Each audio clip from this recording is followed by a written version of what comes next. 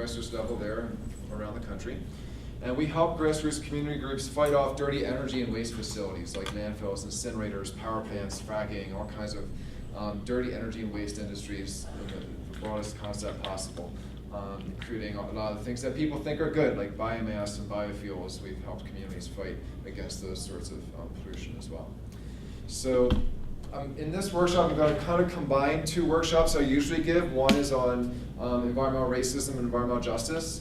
I'm going to mostly focus on that aspect of it, but also get into the specifics of how dirty energy industries disproportionately impact low-income communities and communities of color.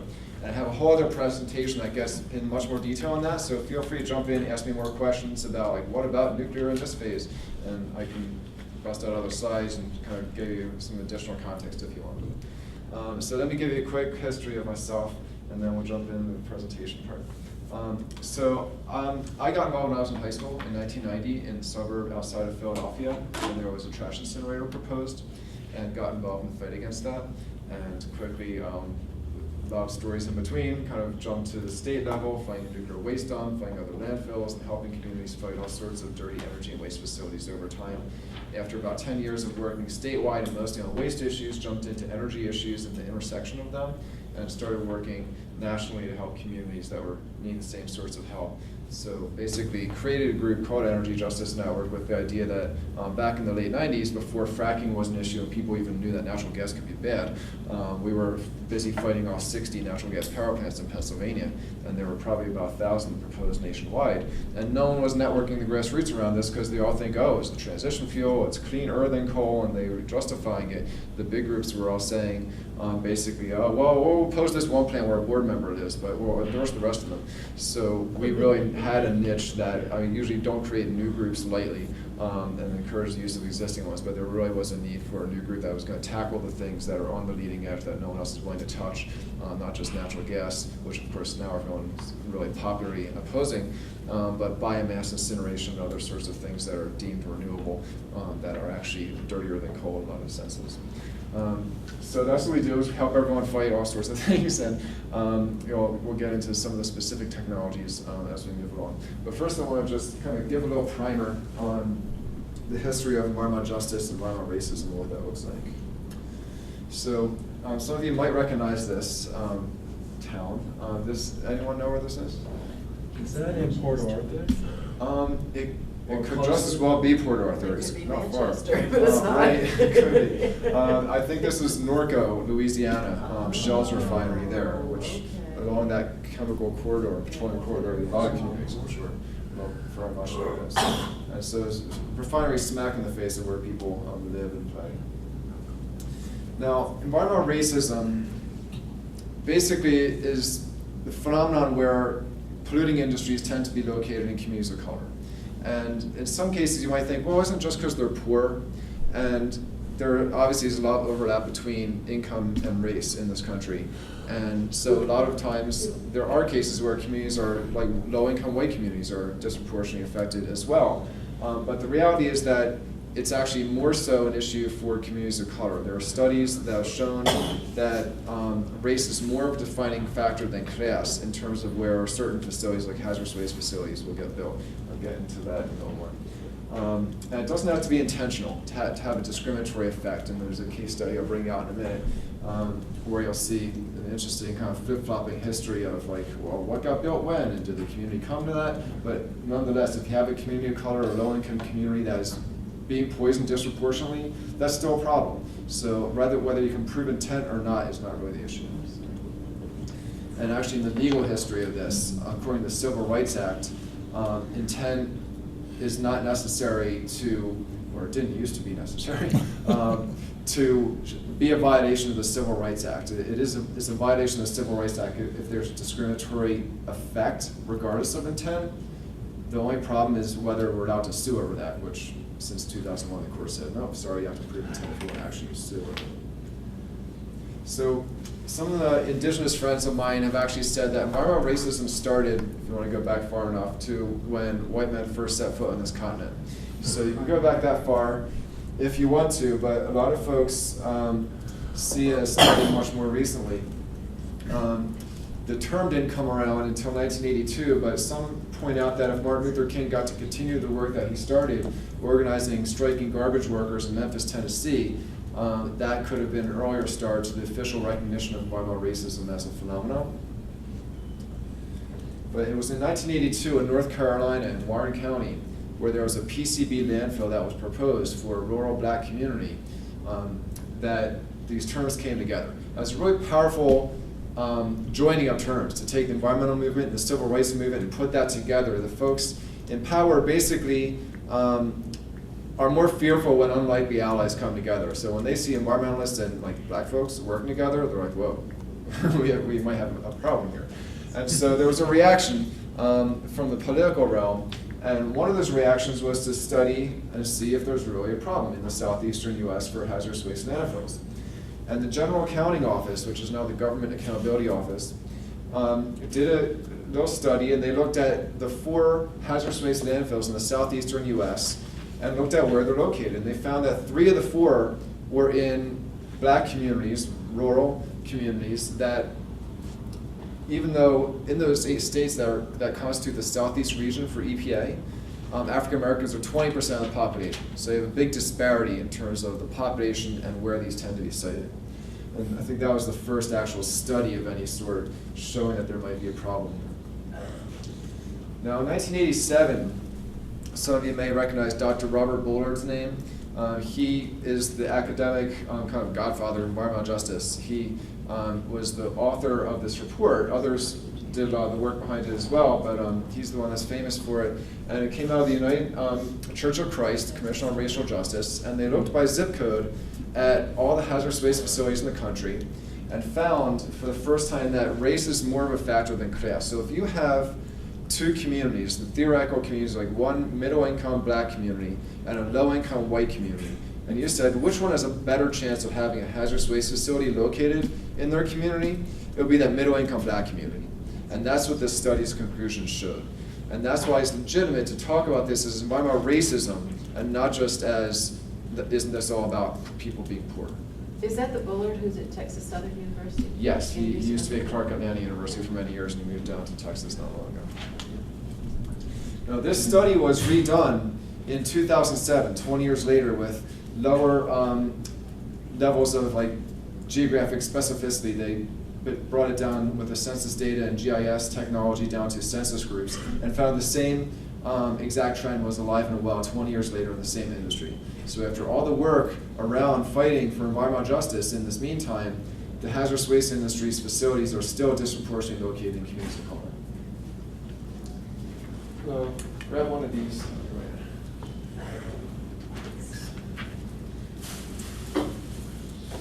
So one of the things that came out of the work on this is that grassroots groups really pushed back on the big environmental groups to challenge them and the Environmental Protection Agency to address environmental racism, including within their own ranks. We still, to this day, have big environmental groups pushing policies that fly in the face of environmental justice, that disproportionately impact communities of color and low-income communities, and push dangerous technologies on communities in general. And that's a perpetual problem that we're constantly struggling with, the battle between mainstream environmental groups and the grassroots.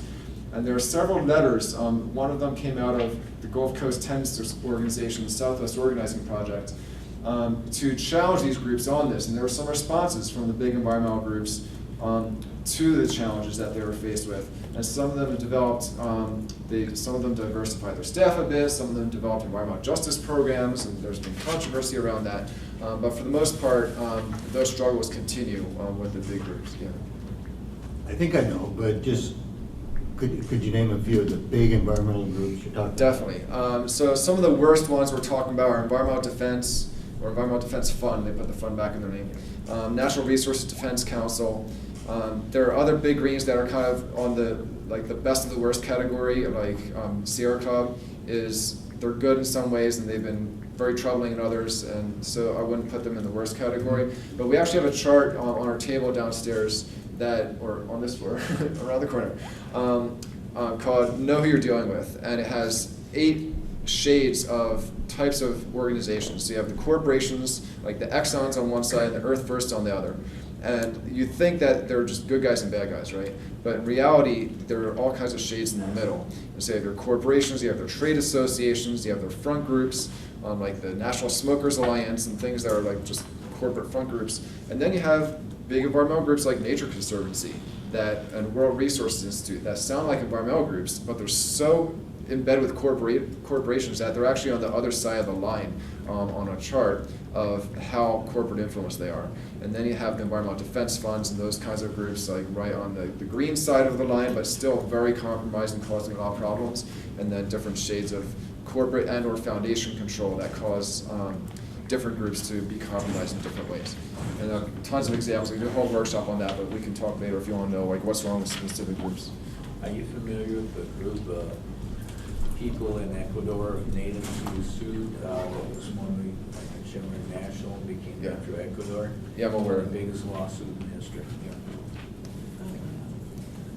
Is there something about that you wanted to point out? Yes. I know that it proved that people, ethnicity, these were Indians, they organized. And the whole key of the thing is organization. You don't need a lot of people. It's like Chico Mendes once said. You have a large number of disorganized people. You have a mob. You have a small number that know what they're doing. That's a movement. Yeah, I agree.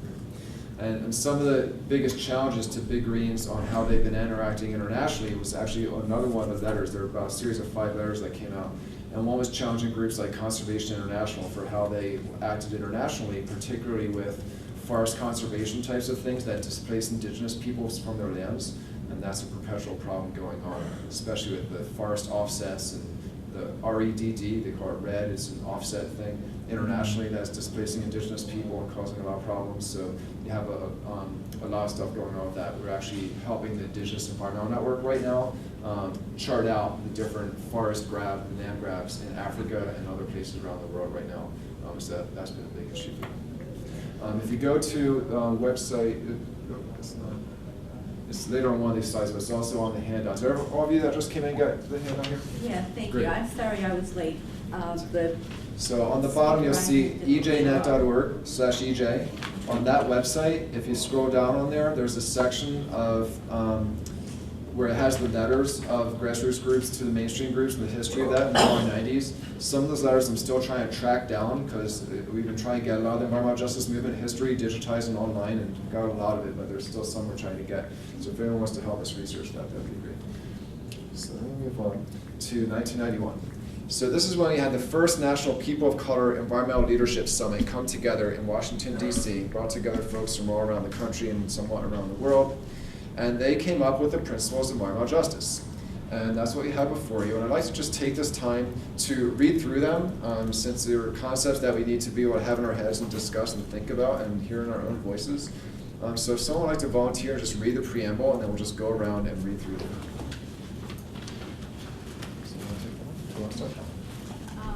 We, the people of color, gathered together at this multi-national People of Color Environmental Leadership Summit to begin to build a national and international movement of all peoples of color to fight the destruction and taking of our lands and communities, to hereby reestablish our spiritual interdependence to the sacredness of our Mother Earth, to respect and celebrate each of our cultures, languages, and beliefs about the natural world and our roles in ourselves, to ensure environmental justice, to promote economic alternatives which would contribute to the development of environmentally safe livelihoods, and to secure our political, economic, and cultural liberation that has been denied for over 500 years of colonization and oppression, resulting in the poisoning of our communities and land and the genocide of our peoples, to affirm and adopt these principles of environmental justice.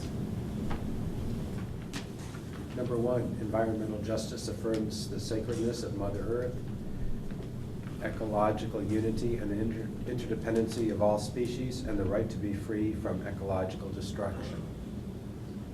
2, environmental justice demands that public policy be based on mutual respect and justice for all peoples, free from any form of discrimination or bias. 3, environmental justice mandates the right to ethical, balanced, and responsible uses of land and renewable resources in the interest of a sustainable planet for humans and other living things. 4, environmental justice calls for universal protection from nuclear testing, extraction, production, and disposal of toxic, hazardous wastes and poisons, and nuclear testing that threaten the fundamental right to clean air, land, water, and food. 5, environmental justice affirms the fundamental right to political, economic, cultural, and environmental self-determination of all peoples. 6, environmental justice demands the cessation of the production of all toxins, hazardous wastes, and radioactive materials, and that all past and current producers be held strictly accountable to the people for detoxification and the containment at the point of production. 7, environmental justice demands the right to participate as equal partners at every level of decision-making, including needs assessment, planning, implementation, enforcement, and evaluation. 8, environmental justice affirms the right of all workers to a safe and healthy work environment without being forced to choose between unsafe livelihood and unemployment. It also affirms the right of those who work at home to be free from environmental hazards. 9, environmental justice protects the rights of victims of environmental injustice to receive full compensation and reparations for damages as well as quality health care. 10, environmental justice considers governmental acts of environmental injustice a violation of international law, the Universal Declaration on Human Rights, and the United Nations Convention on Genocide. 11, environmental justice must recognize a special legal and natural relationship of Native peoples to the U.S. government through treaties, agreements, compacts, and covenants affirming sovereignty and self-determination. 12, environmental justice affirms the need for urban and rural ecological policies to clean up and rebuild our cities and rural areas in balance with nature, honoring the cultural integrity of all our communities and providing fair access for all to the full range of resources. 13, environmental justice calls for the strict enforcement of principles of informed consent and a halt to the testing of experimental reproductive and medical procedures and vaccinations on people of color. 14, environmental justice opposes the destructive operations of multinational corporations. 15, environmental justice opposes military occupation, repression, and exploitation of lands, peoples, and cultures and other life forms. 16, environmental justice calls for the education of present and future generations, which emphasizes social and environmental issues based on our experience and appreciation of our diverse cultural perspectives. 17, environmental justice requires that we, as individuals, make personal and consumer choices to consume as little of Mother Earth's resources and to produce as little waste as possible, and make the conscious decision to challenge and reprioritize our lifestyles to ensure the health of the natural world for present and future generations. So there's a lot in here that is more than save the bunnies, trees, and whales, right? You think? Just a little outside the traditional environmental box. So what kind of things, when you read this, jumped out at you as being outside of what you consider to be an environmental issue? Just call it. Medical procedures and vaccinations on people with color. And actually, that's not even an old issue. I just heard on Democracy Now! Recently that I think they were still, as of just a few years ago, in California, sterilizing women of color in prisons without their permission. So this is written in '91, still going on. There's something here that isn't there, but I think I should say it anyway. There's a disproportionate number of people whose land is being exploited where they get nothing for it. Key example would be in Nigeria, the Ghana area near the coast is been so contaminated, the water's unfit to drink, people are getting sick, children are dying. And people have actually been jailed for protesting against this. One of them was Ken Saro-Wiwa. Oh, he was killed. He was hanged. Hanged, yeah. And later on, witnesses who testified to his guilt later recanted, said they were bribed to do it. And there's a group called Ogani 9. These people were also murdered. Yep, that's right. So what else seemed outside the box of traditional environmental ideas? Just to bring up, workers' rights and the right to a safe workplace. Yeah, definitely. Anything else? Military occupation. Yeah.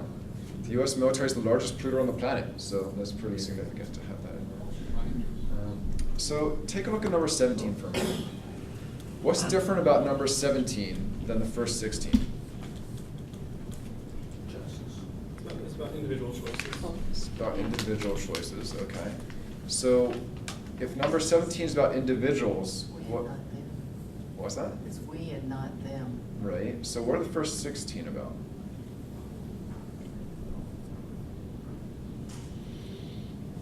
Larger organizations, Right, like what kind? like governmental or corporate Yeah. organizations.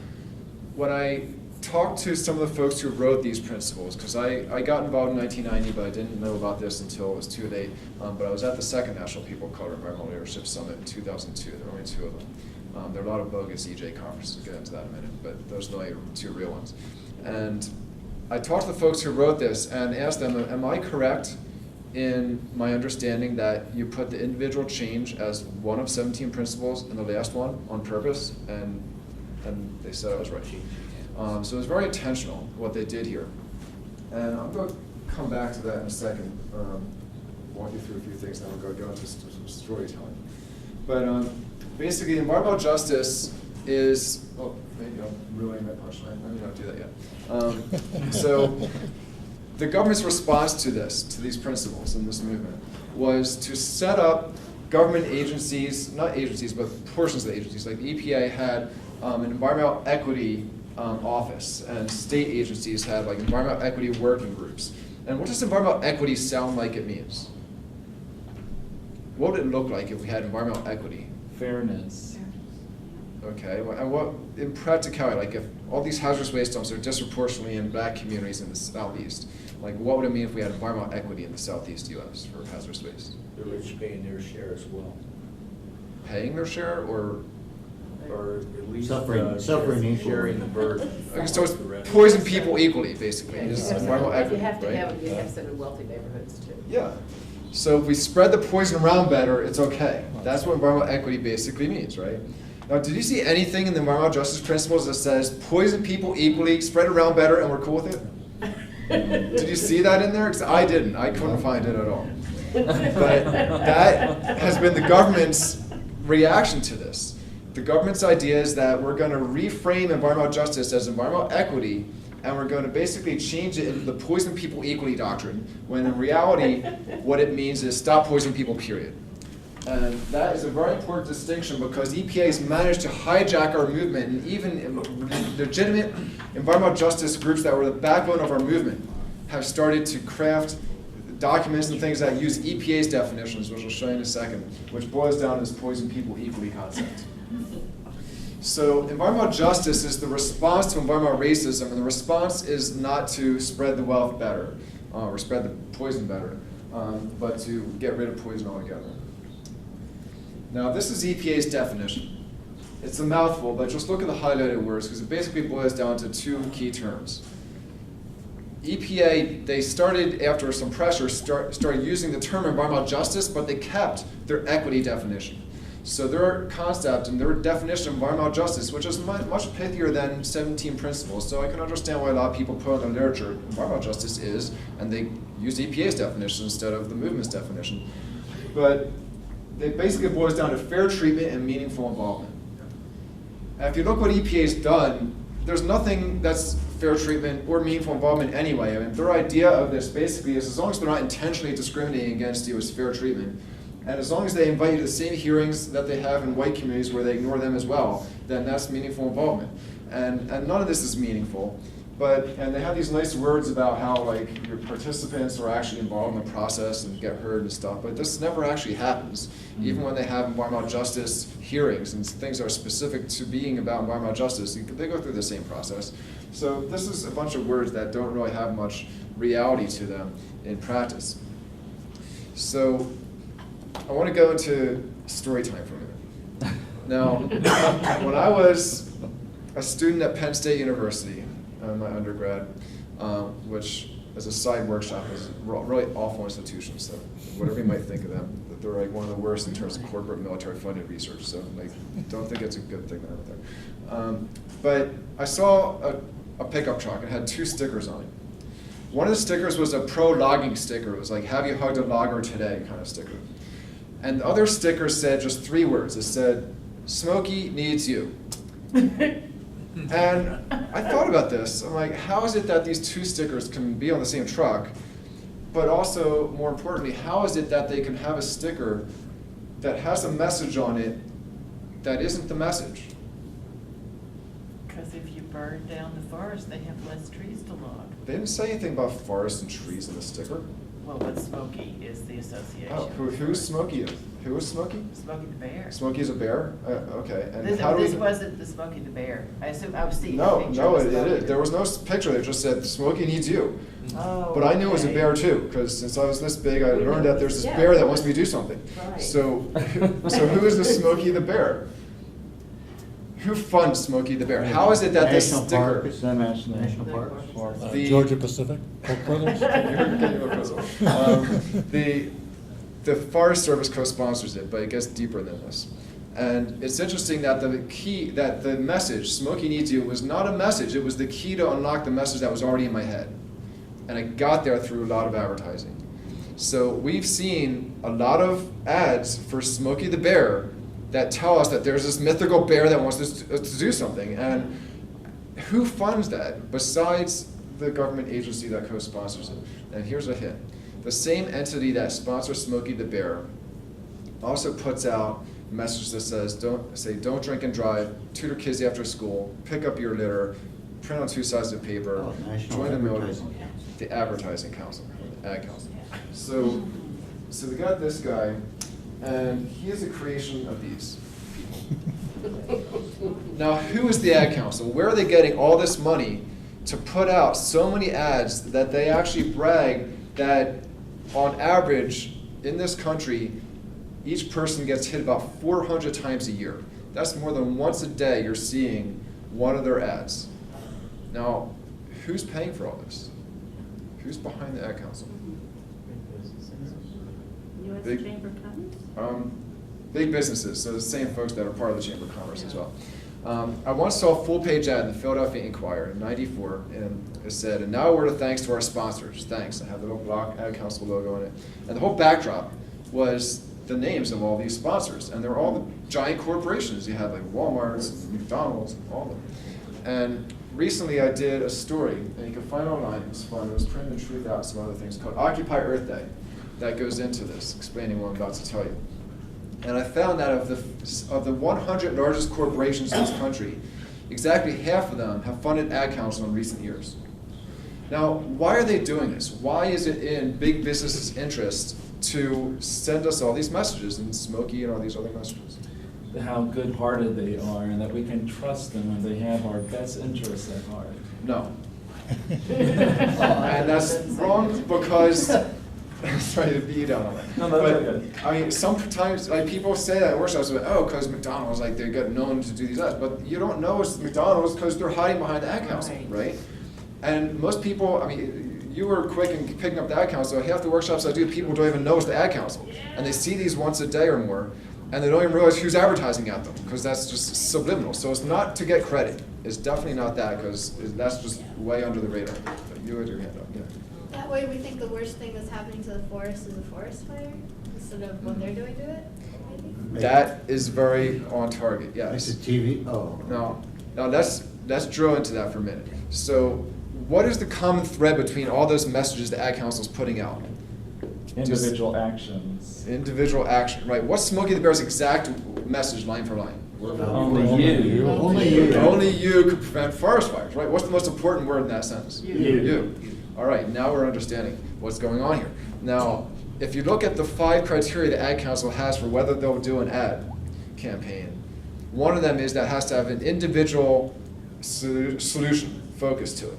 Okay, so it's wired into who they are. I figured this out years ago before I knew it was an explicit rule. I started figuring out what the Ad Council is about, and then I realized that, like, when I saw that they have a website recently, when I wrote this article last year, I'm like, wow, it's that deliberate. Like, actually, it's published one of the rules.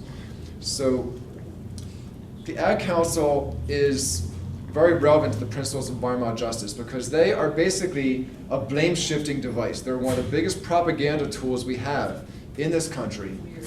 And this is corporate America telling you that you individuals are the cause of social problems, and therefore the solution to social problems is individual change. They don't want you to do what the students and communities did when they teamed up in the late 80s and early 90s and mailed back those styrofoam clamshells to Oak Brook, Illinois, where McDonald's headquarters was, until they stopped using them. They don't want you to think like that, and that's why McDonald's also funds Keep America Beautiful, which is a small version of the Ad Council focused on litter. Who else do you think would fund Keep America Beautiful? They're listed in Greenpeace's Guide to Anti-Environmental Organizations for a reason. Who has an interest in funding them? Some big plastic company.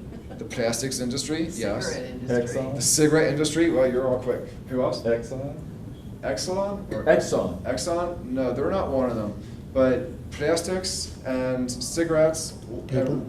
and what else? Paper. Paper. So all the industries that make the litter, right? Right. So you also have Aluminum Coca-Cola and PepsiCo and McDonald's. And who else? What other category of industry, aside from packaging and those who make disposables, would want to fund Keep America Beautiful? Highway? Waste disposal. The two largest waste companies in the world fund Keep America Beautiful because they want you to think that the responsible thing to do is to throw it into the landfills and incinerators where it'll do more damage to the environment than leaving it on the side of the road. Because they get paid when that happens. Litter is a threat to their money making, which is weird. So I'm not advocating littering, but I mean, if you think about this, I mean, this is a distraction tactic. And Dennis Hayes, and I wasn't around then, but in 1970 when the first Earth Day happened, and he was a student organizer, and he gave this passionate speech talking about how we're not going to let them take our movement, turn into a pickup after their litter movement. Yet 40 years later, that's what they've done. They put so much propaganda out there that the entry-level things for environmentalists to do are pick up litter, plant trees, recycle, do all these voluntary focused things that don't change the system. I just want to go back on one thing. The idea of Smokey the Bear. And the Forest Service are not mutually incompatible because many times environmental issues are much more complex than meets the eye. For example, I come from northern Wisconsin. I live in the area where the American Legion State Forest is, and this was entirely sponsored by paper mills. And the reason for that is paper mills are the largest consumers of forest products in the country. But ever since we've had recycling, which is good because it uses less trees, at the same time there are fewer trees being planted. So that means even though it's a good thing that we're not cutting down as many trees anymore, it's also a bad thing that people who work in paper mills are losing their jobs. About 6 of them closed in the Northwoods. And it also means fewer forests, and these trees are starting to grow up. And what started out as little shrubs, I know I helped plant some, about 3 inches high, are now getting to be like monsters. And we've got regeneration of forests, partially unintentionally. All right, let's get back on track though. Thanks for that. Do you have something to write down? Are they potentially maybe helping us? Because apathy is one of our larger problems. By at least they're individually empowering us, they're just giving us something All right, meaningless to do. Let me go deeper into this and you'll see why I think it's so dangerous. So, in being a sociology undergrad, I learned how the people in power stay in power. And they stay in power by dividing and conquering people. They use all kinds of isms. So they'll use racism, they'll use sexism, they'll use heterosexism, they use wedge issues like guns and abortion. Everything to divide us from each other into different groups, except class, unless it's the middle class versus the poor, then they're all about it, or against immigrants. But if it's the 1%, 99% framing, that's a big threat. And it was brilliant that Occupy actually got that into the popular consciousness to have people start thinking in those terms, because that's where we outnumber them, and that's where our people power is strong. Now, we've seen things like the Republicans going back to the 1950s all of a sudden on gender issues to make it seem like the two big parties are actually different much at all anymore. And so now we have that nonsense to worry about. But for the most part, we have two big ruling class parties that are serving corporate interests, doing the same kinds of things on most issues, but they have to distinguish on some things. And so all of a sudden sexism was the topic of the year, and they had to use that to show that there's much of a difference between the parties so we don't start voting for anyone else. Now, if you go back through the history of this country, you'll see especially racism, was very well used to divide and conquer people. And there's a great book called A Different Mirror. I mentioned it and linked to it in this article. Its subtitle is A Multicultural History of the United States. And they talk about the plantation owners and how they would deliberately racially divide their workforces to keep them in line. So like down south, they would bring in Native Americans to work on plantations with blacks and pay one less than the other, so they would resent each other. In Hawaii, the sugar plantation owners actually deliberately sent memos to each other to say, have this percentage of Filipinos and this percentage of Japanese, so that they'll hate each other.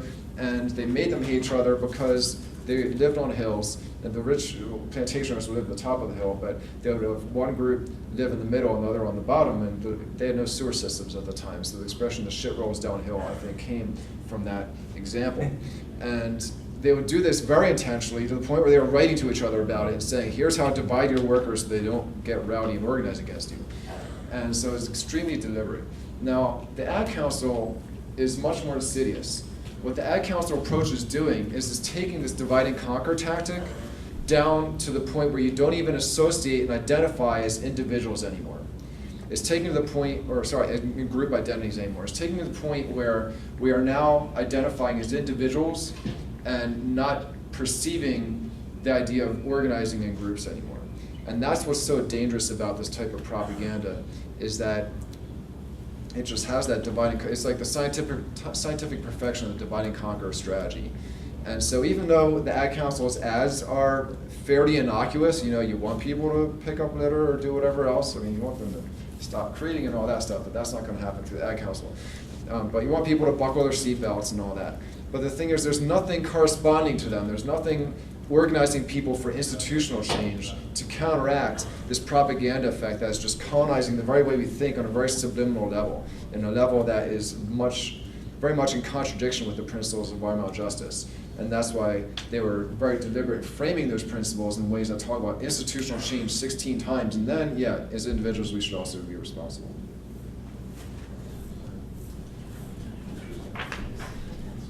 That's the fun storytelling part. But take down that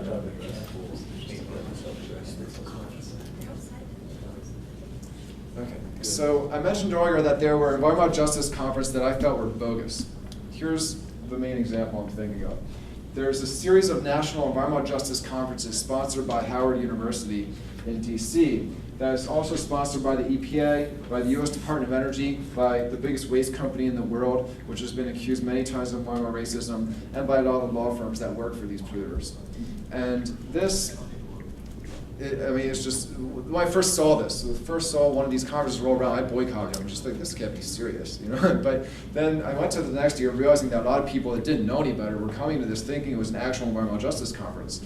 And so I went there just to network with people. And I noticed in one of the workshops, they had it was a panel on nuclear issues, and there was not a single anti-nuclear activist on that panel. They had the Nuclear Energy Institute on there, and they also had the African American Environmentalist Association on there, which sounds like a legitimate group, but it's totally not. They actually are in bed with the Nuclear Energy Institute to the point where the Nuclear Energy Institute linked to their website at one point. And they promote all sorts of nuclear technology. They promote oil drilling in Africa. They promote liquefied natural gas terminals. And they is basically one crazy black guy in Baltimore. So it's unfortunate that there's a group called the African American Environmentalist Association that is really a front group for industry polluter concerns. But they were the ones on this panel. There was not a single anti-nuclear voice on there. And it's just other things like that that make this out to be a farce. Now, not to say they don't have any legitimate voices in these conferences on environmental justice. They have some. But most of it is government bureaucrats that come, people who are now in environmental justice parts of agencies and think that they're doing the right thing, but they really don't get it on a lot of levels or can't do what they really need to do on other levels. So at this last one they had, that I pulled this from in 2013, I negotiated to get table space. I used to table some of these for free. They were trying to charge $1,200 for a table. And I insisted that after they decided that I couldn't be a speaker there, that I insisted on getting a table for free, and I got one. But everyone else was like, the polluters or government agencies. It was kind of disgusting. So back into some of the history of this. And let's see if we can get this to go down. Okay, that's not happening. But on the eBay website that's on the handout, you'll see a link to this. It's just hard to read the whole URL at the bottom. But here's an example of one of the few cases where environmental racism, and it can't exactly use racism in this case, but where demographic targeting was leaked out. In 1984, California's Integrated Waste Services Board was trying to site 43 trash incinerators in California. 3 ultimately got built, and they were in communities that were almost exclusively Hispanic. However, the report they came out with, they looked at who is more or less likely to resist, and they have all these criteria of the demographics of communities that are more or less likely to resist. Now you see some overlap with the Hispanic communities, like Catholics are less likely to resist, low income, high school or less education are less likely to resist. So these overlaps with some of these. But you basically, it's that deliberate in some cases. And one of the most amazing lines in the report that I loved, and I pulled it out into the cover page in the copy of this leaked report that I put up on the web. And Sorrell Associates is still around, so when people Google them, I think the 4th hit last time I checked is now this report showing what they were doing. I'm sure they love me for this. But there's a line in there where they say, for occupational classification, the one occupational classification that is most likely to resist noxious facilities, especially nuclear power plants, it says, housewives. And I was just like, that's exactly who we're organizing with. They're kicking your ass all the time and they know it. It's just great. So it's nice to see this in writing, that they understand that housewives are their enemy.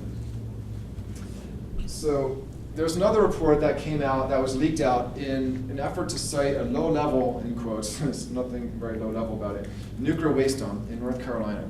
They did a window survey where they went around to different communities, and this is also summarized in one of the articles on our site, where they decided which communities would be in or out of their siting process. And most of these are based on class, but you see one of them, Cherry Grove, residents of site minority owned, in. And all these are basically the poor communities get to be considered for the nuclear waste dump. The affluent ones don't, unless they happen to be communities where they have explosives or something else where they're not allowed to build a dump. So that's what that was about.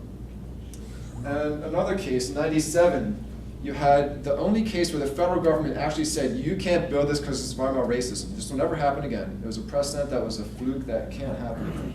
But Clinton signed an executive order on environmental justice that explicitly says this has no teeth, in the last line, you can't enforce this.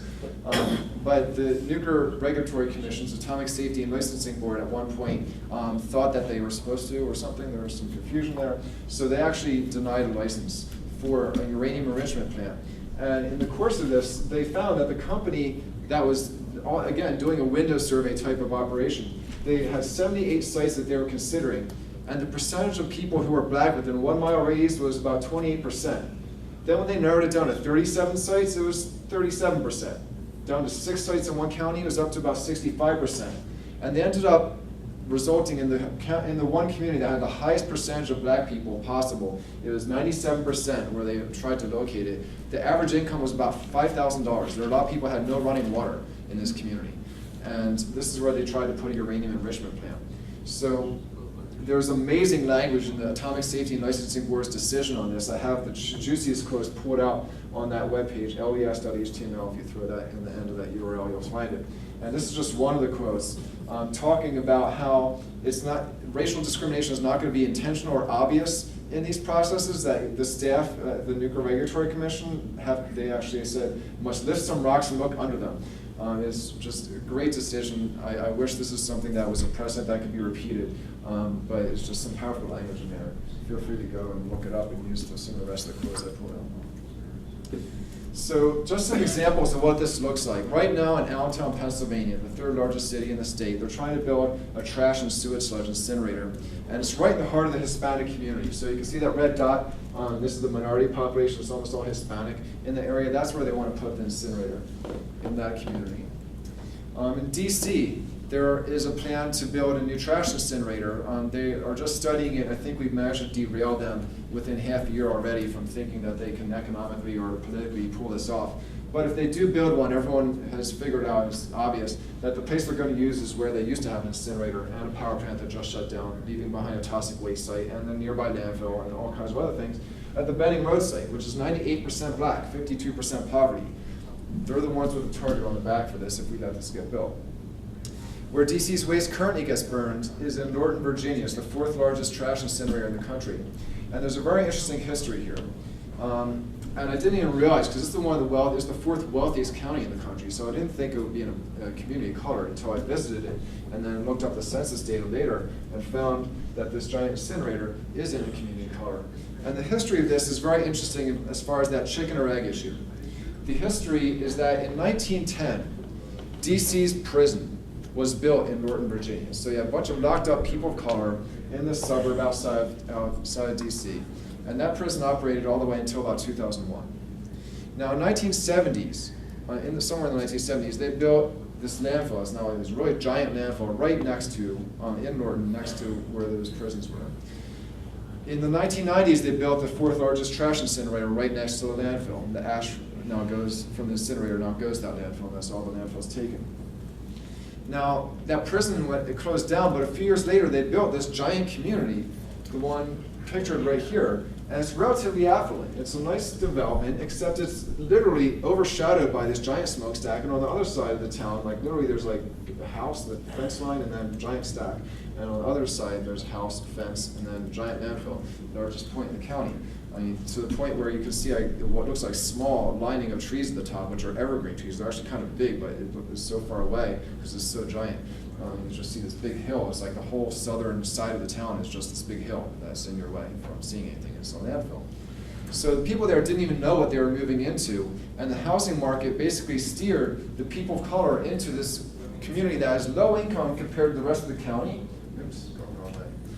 It's low income compared to the rest of the county, but it's higher income compared to the state or national averages. So it's not a bad community in terms of quality of housing and stuff, and the quality of life, except for the fact that they have these giant polluting industries right in their face. And it's a relatively affluent community of color that was moved into there.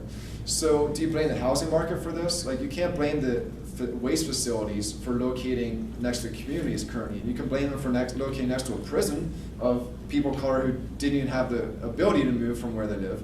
But again, it's an issue where it doesn't matter what the intent was, the impact is still there, and that's why we don't really base this on, can you prove intent, does intent matter? And that's why the Civil Rights Act also, it doesn't require intent for there to be a violation. Unfortunately, it requires intent for you to sue over it now. So that's the problem. One of the places where I've been organizing for about 20 years now is in Chester, Pennsylvania, right outside of Philadelphia. This is the community where the first environmental racism case using the Civil Rights Act came from. And they have the largest trash incinerator in the country, right there in the face of where people live, literally across the street. This is just some of the other polluters you see there. You literally have oil refineries, power plants, chemical plants, a paper mill, a trash and a sludge incinerator, numerous facilities just littering that waterfront. It's one of the most extreme cases of environmental racism I've ever seen. And if you look at it, you'll see like the added cancer risk, like this just shows Delaware County, where Chester is, compared to the rest of the state, is higher. Higher amount of pollutants per square mile. This is from the scorecard.org site. It uses old data from 2002. It's well done to say. And if you look at the disparities by every measure that the site compares using census data, the one thing that stands out most is by race. If you look at it by income, poverty, childhood poverty, education, job classification, or home ownership, you will not find disparities as big as 3 to 6 times difference between where whites and people of color live in relation to potassium pollution in that county. And the problem with this is that it's underestimating the problem, because trash incinerators and sludge incinerators, which are 2 of the biggest polluters they have, are exempt from reporting in the toxic release inventory database where this data comes from. And they're the ones that are most in the face of the black community right there. They will thankfully have to start reporting next year, which means by 2016 we'll actually have data.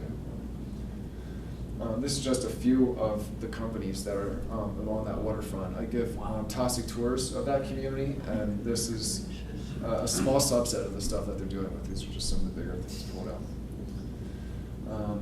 And we need to get newer health data and figure out how to do that, but this is from the 90s, just showing some of the health disparities in the community from living next to all that pollution. And that's the picture we took one time we were on tour. There's a little girl who literally, the incinerator's right in her backyard. The houses are like where this table is, basically, and that's her front yard, and that's the largest trash incinerator in the country. There's no playground, kids play right there. Are these on the floodplain that could be subject to? It's right on the river, but it's, I don't know if it's considered the floodplain because it's pretty elevated from the water. Now, another case I worked on heavily, this is the largest polluting and the oldest running incinerator in the country.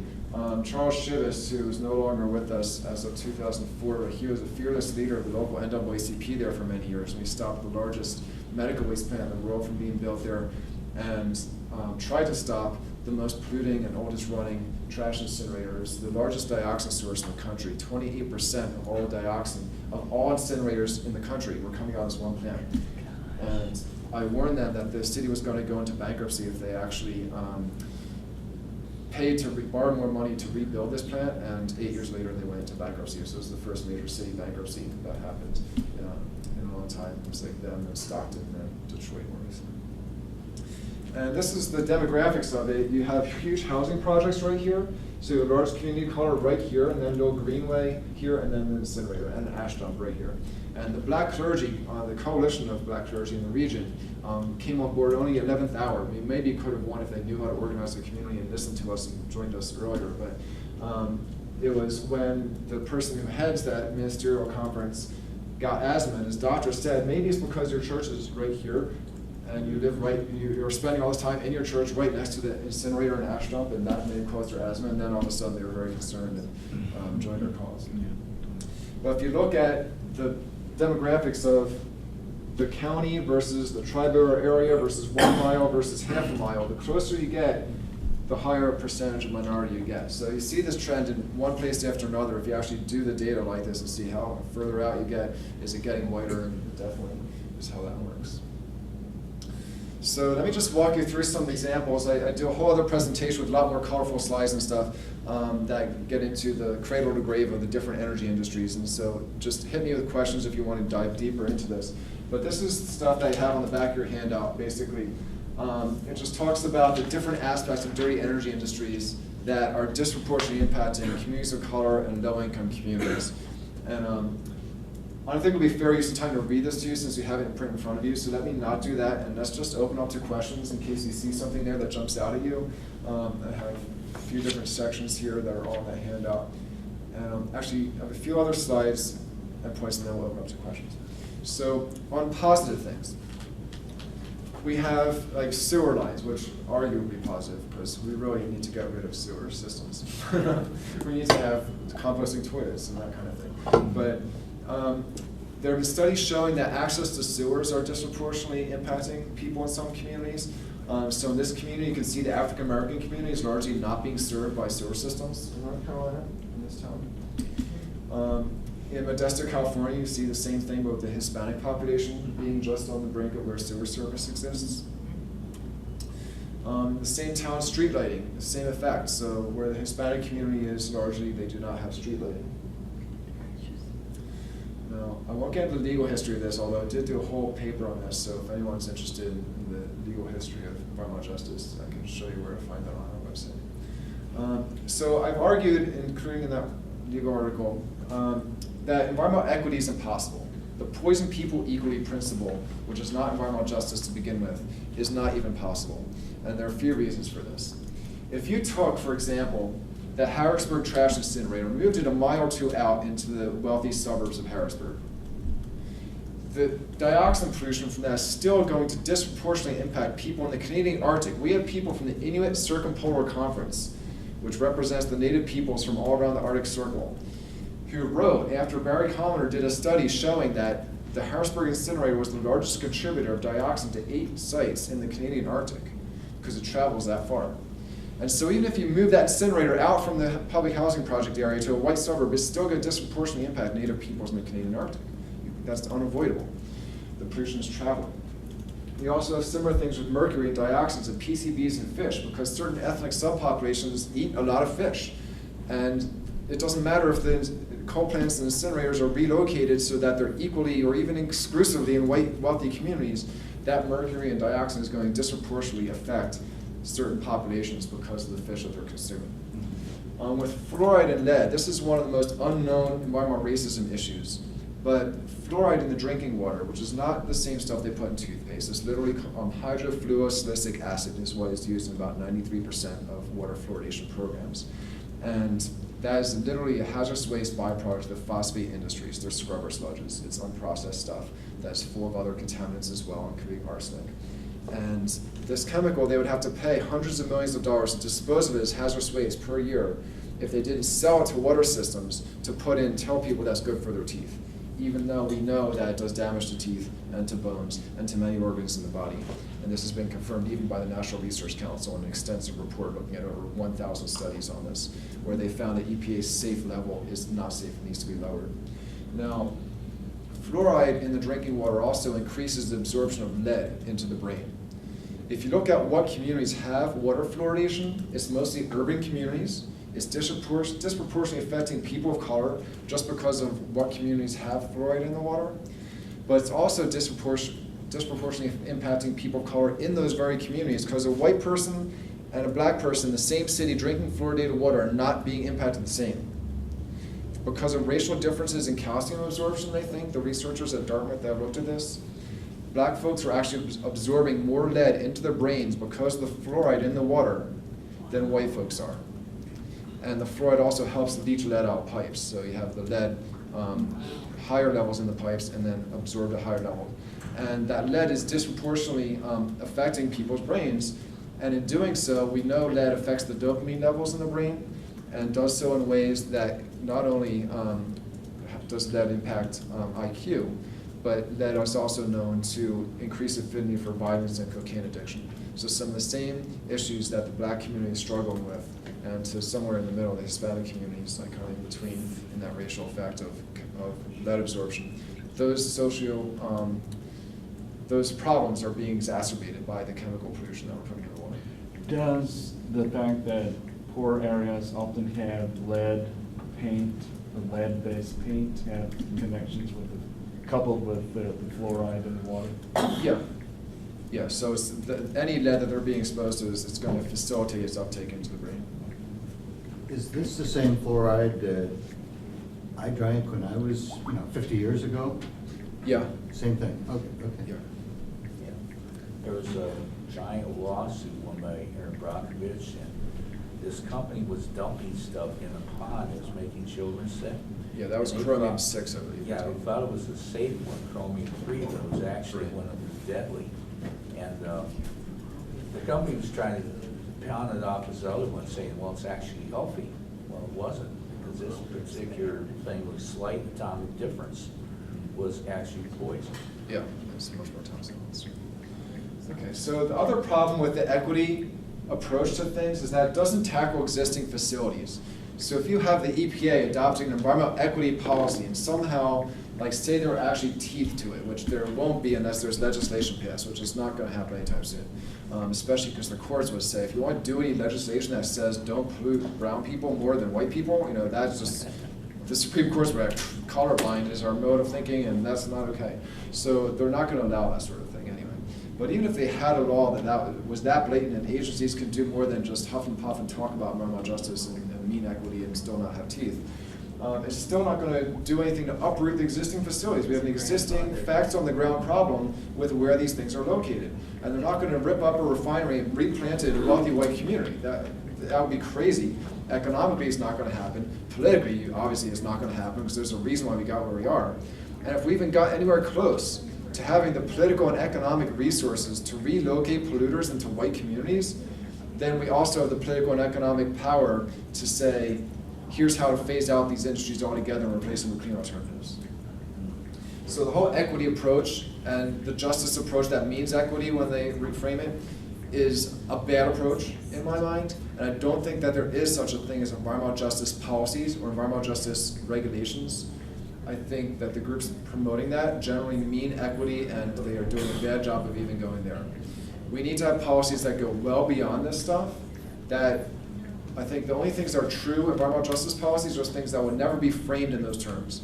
Things like toxic use reduction laws, things like bans on incinerators, things like just like zero waste laws that make sure that we don't have to burn or bury any waste. Renewable energy laws that are real renewables, not biomass. You know, those kinds of things will be having major environmental justice impacts, but will not be framed in that way. The equity approach is something that makes sense for good things. So as much as I badmouth environmental equity approaches, I do that in the context of bad things that should not be distributed equally, should just not exist. But for good things, we do need an equity approach. So for things like housing, education, medical care, parks, transit, access to fresh fruit, street lighting, utilities, these things need to be equitable. And in that case, it makes sense to talk about them in terms of equity. So we can have policies that instead of dressing up and confusing people about what environmental justice means, talk about saying we need a transit equity campaign. Fine, some communities have talked about it in those terms, and that's fair to do. Just don't mix it up with these ideas that spill over into people think that we can poison them equally, and that's justice, because we don't want to get confused about that. Now, there are some necessary evils that also need equity, and those are things like recycling facilities are not always nice to live next to, right?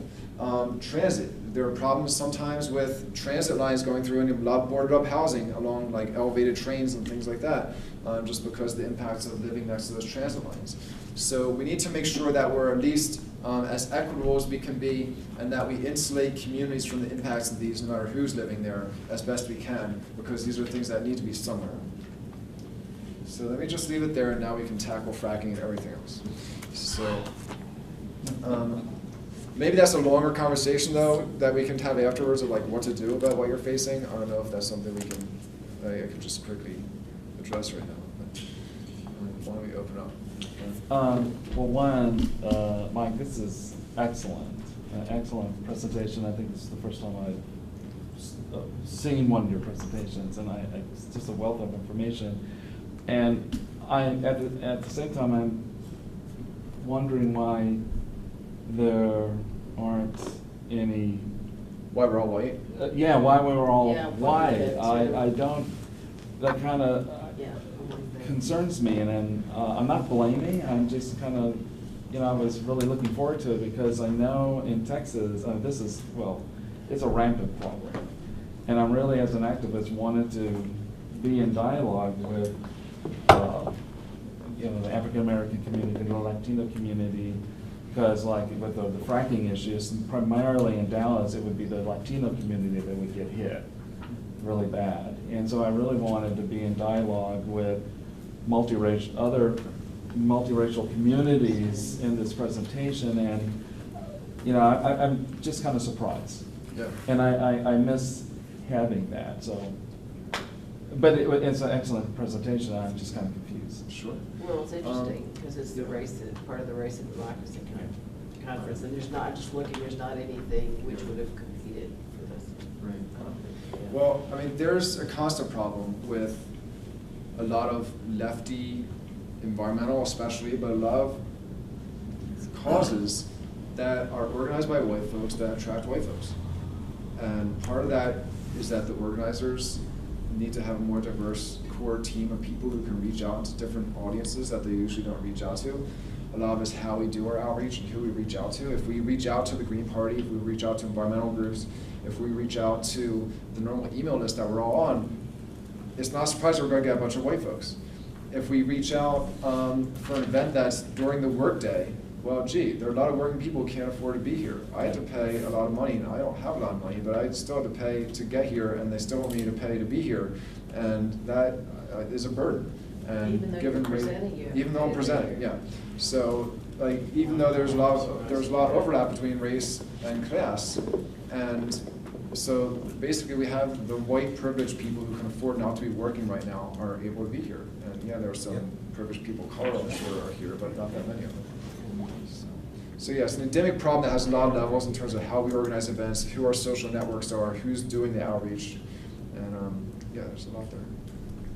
Yeah, some of my cousins, Cherokee, were sent out to Oklahoma, and about a quarter of them died on the way, but there was kind of a flip side to it. They were sent on the most disgusting, most desolate, driest part of the country, Oklahoma. They figured, well, nobody wants that land. What happened years later is oil was discovered and they got filthy rich. And it's like the same way that one Apache reservation actually wants nuclear waste stored on their lands. because they believe that someday a technology will be found to crack this energy. It'll be like gold. Let me address that, and it's in one of my slides even, because it's Native American lands that have been exclusively targeted for long-term storage or even temporary storage of nuclear waste.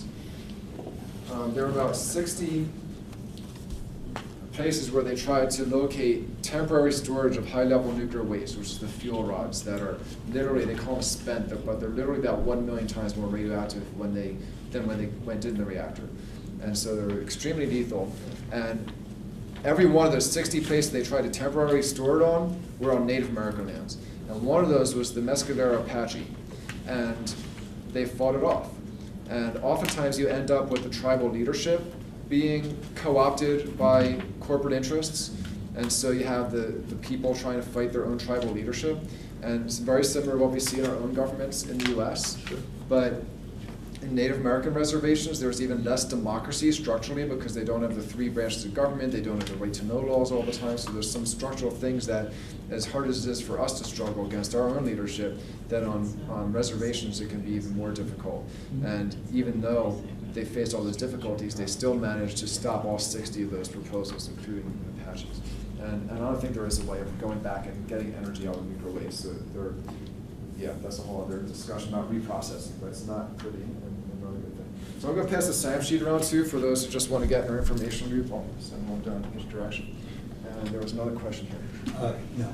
Oh, you're not a pass. Okay. Did you have one here? Just comment. Yeah, I was thinking about, I read an anti-nuclear power book one time, and it said that if we built nuclear plants, we wouldn't have any fuel because the first peoples that used to mine in the mines won't mine anymore.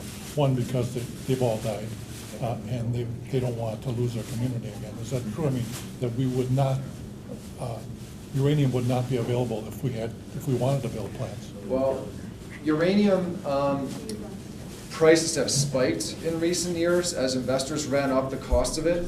I can actually show you how extreme that is from my other presentation. I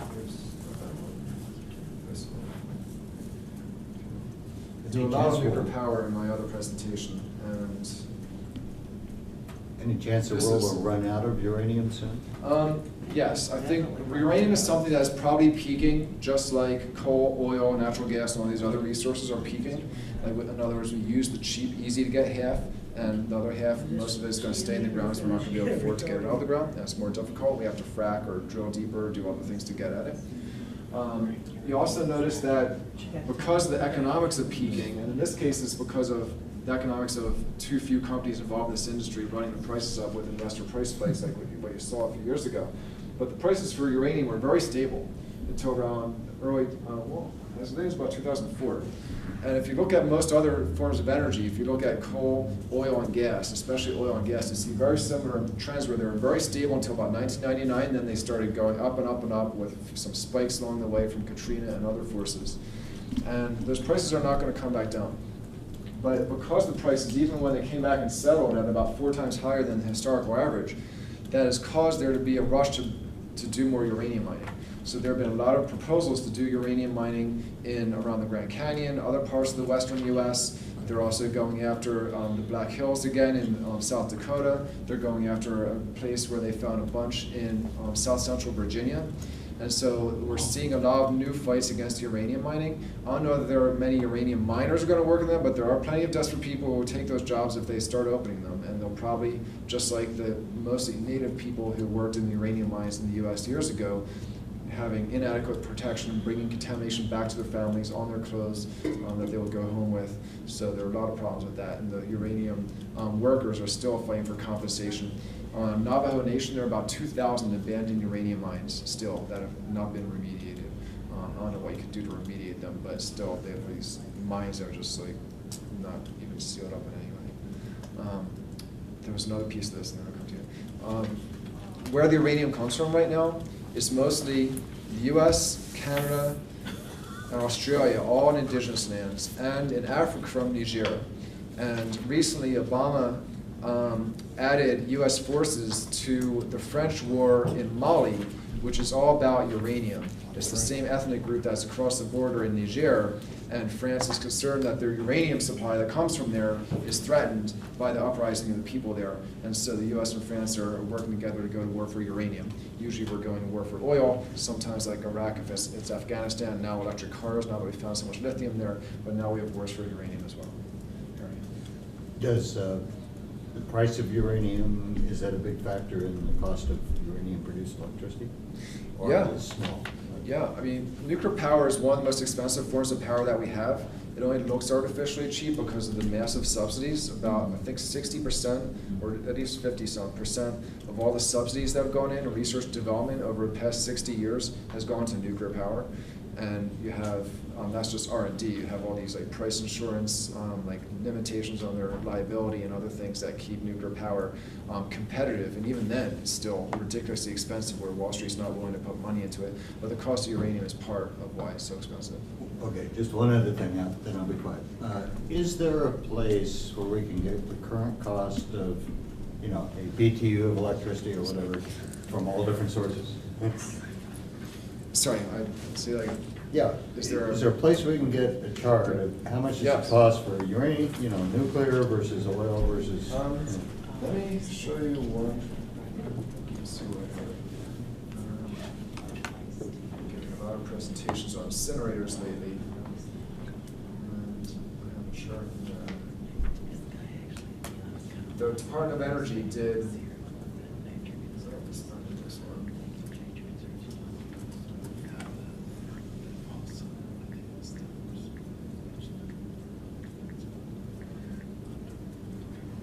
The Department of Energy and the Energy Information Administration did a study in 2010 that looks at how much it costs to produce electricity from different sources. And this is a summary of that data. And you'll see trash incineration is the most expensive to build or operate. And biomass incineration is second to that in operation costs. But nuclear power is one of the most expensive ones to build and the third most expensive to operate of all of them, and that's with all the subsidies. And there's a link that you can't see to that, but just, I don't know, send me an email later and I can get you a direct link to that. It's also good for folks to keep in mind that if you have cement kilns in your area, like in Midlothian near Fort Worth and Dallas, is the largest complex of cement kilns, and they're making money, they're gonna try to make money to get burning toxic wastes. And again, that is a low-income neighborhood around there, though it affects the whole Tarrant County. And there's really bad illness rates around that area. But EPA was supposed to adopt stringent guidelines for cement kilns, and now, because right before the election, they put the kibosh on it. So that's another thing to think about, is how cement kilns affect low-income neighborhoods. Yeah, cement kilns and paper mills both are very energy-intensive industries, and historically they would burn coal. But there's a difference between a fuel and a waste economically. A fuel is something you pay to get, like coal or oil or gas. A waste is something you get paid to take. So if you have a plant like a cement kiln that can burn tires just as easily as you can burn coal, wouldn't you rather get paid to take your fuel instead of paying to get it? And so that's why a lot of them move toward waste streams. And you see paper mills and cement kilns burning tires, cement kilns burning hazardous waste and plastics and sewage sludge and medical waste now in some cases. Yeah. Plastics. And even though trash incineration gets paid to take its fuel, it's still the most expensive to build or operate, which is interesting how that works. But we have a lot of things, not just cement kilns and paper mills, but any industrial boiler, even high school boilers, are at risk now of burning waste because EPA is in the process of deregulating waste so it can be burned in pretty much anything without regulation. I don't understand why you're calling trash incineration and biomass incineration ways of making energy. They're basically waste disposal. Well, biomass means a lot of things, so it could be waste or trees or a lot of things in between. But they make small amounts of electricity, but they're primarily for, well, these trash incinerators are primarily for waste So disposal. you actually make some electricity that they Yeah. put back on the grid? Yeah, Oh, I didn't know that. yeah, Okay. not big amounts, but they like to pose themselves as energy facilities because it sounds better, so they linguistically change themselves. They're never trash incinerators. They're waste to energy facilities, but now they're energy from waste facilities because that's a slight PR shift that they've adopted to make them sound even more positive. Any other questions, comments, concerns? This has been great. Thank you. Thanks. So we have about 5-6 minutes left. Let me just point out some of the things that we have as tools in case you all want to take advantage of them. If you're working on any of the issues, of any kind of energy or waste issues that we're talking about, we have email lists that connect grassroots activists around them. So we can sign you onto those if you want to just connect with other people that are fighting the same things and learn from them. We also have a mapping project that's available. It's in that brochure. I might have a picture of it somewhere. Not in this one. But, sorry. But it had, actually, let me just bring it up. We're trying to basically create a Facebook for grassroots facility fighters. I'm so sorry. And we're mapping out all the existing, proposed, closed, and defeated dirty energy and waste facilities of different sorts. And so you can go here, energyjustice.net/map, and you can plug in a zip code or your state or country and find or go down to the national map and just say, like, I want to see whatever's in my area, or I want to see all the trash incinerators in the country, for example, and you can see them on a map and then see who's fighting them once we get that data in there. A lot of that's not in there, so you have to make your info public if you sign in. But you should sign up and say, hey, I'm fighting this cement kiln. This isn't on your map yet. You can put facilities on the map, so it's very interactive. And you can go in here and kind of use this as a way of figuring out what's going on in what places. Like if we want to see all the operating nuclear reactors, just hit that and they're all here. You can click on one, find out about it. So we're trying to turn this into a tool that basically connects all of those of us who are fighting things that are environmental harms in the grassroots and have it be interactive enough that you can put links to your website on here, you can upload reports, news articles, permits, whatever else would be helpful. So play around with this. We also have a calendar in here now for activist events. It's the only activist calendar where you can actually put in like the scope of it, what it's about, and get updates on just events that are in your area or that are of regional or national interest. So you don't have to worry about town hall things in Kansas if you're in Texas, but it's an interactive tool that you can also use. You've probably heard me talk about this in other workshops, some of you, but local ordinances is another thing that we're doing a lot with, and we've helped communities stop polluters by doing strong local environmental laws. And we've been mapping out and figuring out which states give the authority to local governments to have stricter air or waste laws, and there may be other options at local levels. So whatever you're fighting, if you want to just strategize with us about how to win, what kind of local options there are, so you don't have to have a million bake sales and fight permits and lose, but can actually do something that makes more sense with a grassroots strategy, we can help with that too. Really quick, have y'all been involved at all with the move towards using civil rights to fight fracking, like municipalities writing up, demanding that this is the civil rights to have clean air, clean water, to be able to hold off fracking within certain areas? I know that's a new move. I've never heard of that working other than the SELDF kind of ordinances that say like ban whatever you don't like. In other words, fill in the blank, say corporations aren't people, nature has rights, and we're going to ban X, Y, Z. You can do that, it just doesn't hold up in court. That's the big problem with it. And so I think it's a good idea to do just to build that strategy, but it's not the only tool in the toolbox, and it does have that risk of not holding up in court. Okay, I just wanted to know if you knew about how that was going in like Ohio and Indiana.